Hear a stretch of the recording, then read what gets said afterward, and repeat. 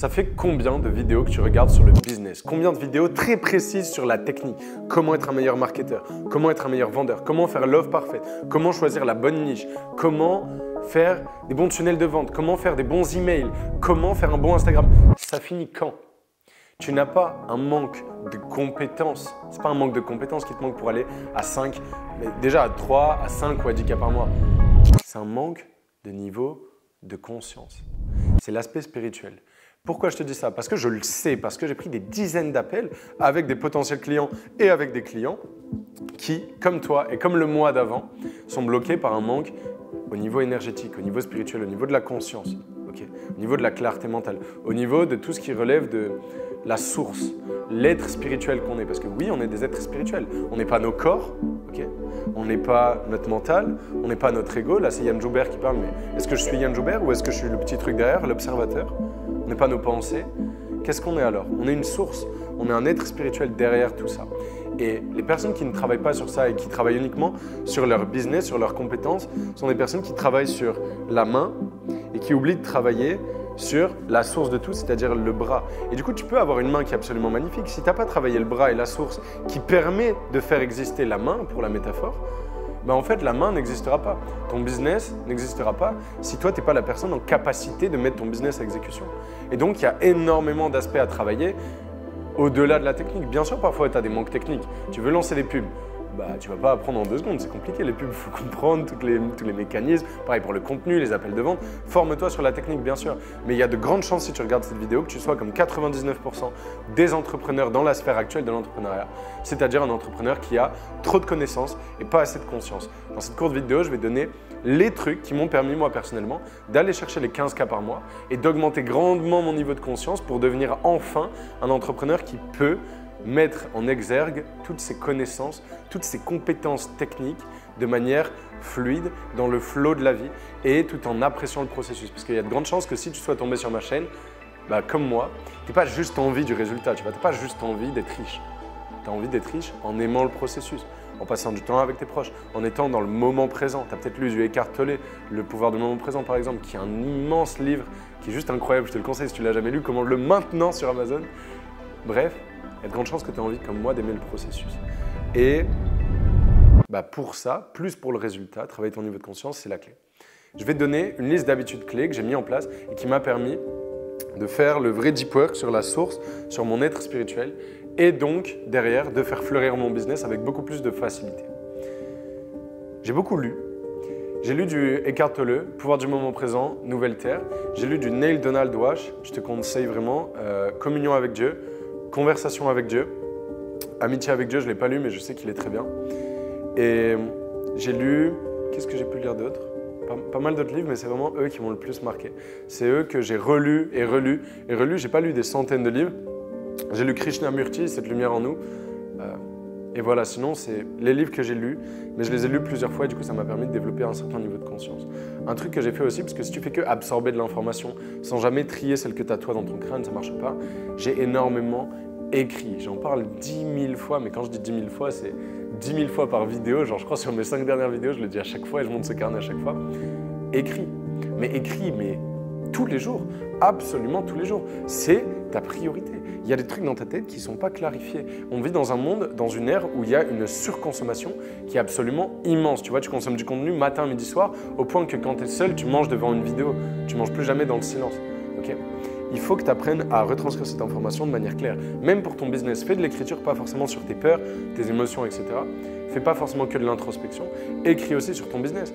Analyse ton business. Ok, quel est mon maillon faible dans mon business? Tu dessines ton tunnel client, tu fais le tunnel comme ça et tu analyses, ok, en acquisition, combien je me mets sur 10? Setting, combien je me mets sur 10? Closing, combien sur 10? Délivrabilité, combien sur 10? Analyse tout.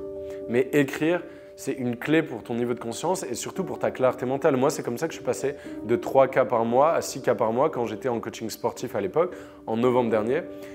Septembre-octobre, j'ai fait une grosse introspection, j'avais beaucoup de peur, beaucoup de stress, j'ai travaillé sur moi. Novembre, j'ai fait un mois à 6,2 cas collectés. Et ça a été possible juste parce que j'ai mis beaucoup de conscience et beaucoup de clarté mentale sur tout mon business. Donc lire, écrire, je dirais aussi méditer, mais pas forcément comme les gens l'entendent. La plupart des gens, ils pensent que méditer, c'est mettre un timer, une petite musique, des ondes et comme ça. c'est bien, ok. On peut faire les moines Shaolin, ça fait plaisir, moi j'aime bien le faire aussi. Mais méditer, c'est beaucoup plus simple que ça, c'est juste être dans le présent. C'est juste être là, maintenant, tu vois. Écouter les sons autour de toi, écouter le silence autour de toi, être présent aux choses, être présent à ce qui se passe à l'intérieur de toi aussi, à tes sensations qui remontent, et ne rien faire, en fait. Aussi simple que ça. Qui ne fait rien aujourd'hui dans ces journées? Tout le monde, même pas à Paris, tout le monde vit comme un Parisien maintenant. Tout le monde est là tout le temps à fond, hop Instagram, hop WhatsApp, hop YouTube, hop je parle avec quelqu'un, hop j'ai quelqu'un au téléphone, je fais un truc. Et en fait, vous n'arrivez pas à dormir le soir parce que quand vous vous couchez, vous vous posez sur votre oreiller, d'un coup votre cerveau il est en mode ouf, il se passe des trucs. T'as pas trié l'info. Au lieu d'habitude superficielle, aussi un truc que j'aimerais donner, c'est vous envoyer vers un travail de fond, surtout vers une compréhension de l'importance de ce travail de fond. En gros, le vrai deep work pour moi, c'est pas le deep work à la Yomi Denzel où tu te poses devant un ordi et tu es juste en train de travailler sur ton business. Le deep work pour moi, c'est aussi analyser en profondeur ses parts d'ombre. C'est pas beau, hein, là, ce que je dis, ça fait pas plaisir. Tu préfères bosser sur ton business, toi, sûrement. Peut-être tu as déjà quitté la vidéo parce que ça te plaît pas, ce que je dis. Mais pour moi, le vrai deep work, c'est ça. Analyser ses parts d'ombre. Analyser son rapport à l'émotionnel, son rapport à la souffrance, son rapport à ses peurs. Quelles sont nos peurs profondes? Prendre du temps. Au lieu de les mettre sous le tapis et d'aller bosser, putain, mais je connais que trop bien ça. Tu sais, tu as des peurs, il y a des trucs qui te remontent à la surface, mais tu n'as pas envie de les voir, du coup, et vas-y, la vérité, c'est juste qu'il me faut plus d'argent, tout ira mieux. Et tu es là et tu te mets à bosser. Tu es en train d'éviter la chose. Tu ne suis pas le flow de l'univers, le flow de la vie. Tu n'es pas en train d'évoluer et de faire ton vrai deep work. Tu crois que c'est du deep work de faire sur ton business, mais c'est juste plus facile que de ressentir des trucs désagréables. Et pire que désagréables, des fois des trucs horribles, des souffrances, des traumas qui remontent. C'est ça le vrai deep work. Il faut aller le faire. Dans le reste des habitudes, j'ai écrit la présence. Parce que moi, par exemple, même là, pendant que je fais cette vidéo YouTube, je peux être présent. Je peux faire en sorte de prendre conscience de mon environnement, pas partir loin dans ma tête et juste me laisser aller dans le flow. Coaching, putain j'ai pris un coaching en psychosomatique avec Anaïs et avec une fille de son école, Liska, que je remercie, elles m'ont énormément aidé. J'ai aussi pris avec Stephen quelques sessions. J'ai vraiment travaillé sur moi et compris que des personnes avaient fait un chemin spirituel tellement plus avancé qu'elles pouvaient m'aider à régler moi mes parts d'ombre, du coup et mes zones de flou. Et je conseille aussi évidemment, c'est les deux derniers points, l'aventure. Donc vraiment partir à l'aventure, partir faire des choses risquées. Moi voilà, au Sri Lanka, je me suis mis plein de fois dos au mur, à pas réserver d'hôtel, pas d'Airbnb, on verra ce qui se passe sur le moment. Tu te découvres beaucoup dans ces moments-là. Et un autre truc, c'est les amitiés.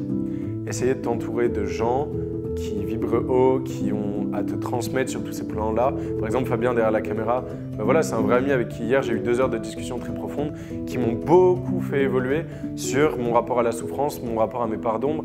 C'est des choses, des richesses que j'aurais pas pu avoir si j'étais entouré juste d'amis qui pensent à aller se bourrer la gueule, boire de la vodka, ou simplement des entrepreneurs mais qui sont focus que sur le grind, tu vois. Entoure-toi aussi de personnes qui sont éveillées et je crois que le vrai game, il n'est pas juste business, il est aussi plutôt que aussi, il est même surtout en fait spirituel.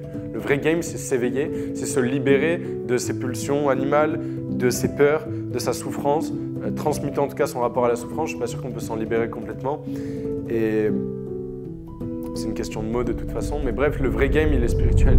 Notre vraie guerre, comme le dit Tyler Durden, notre grande guerre, elle est spirituelle. Le but de la vie, c'est certainement pas de gagner 10 ou 100 K par mois en vrai.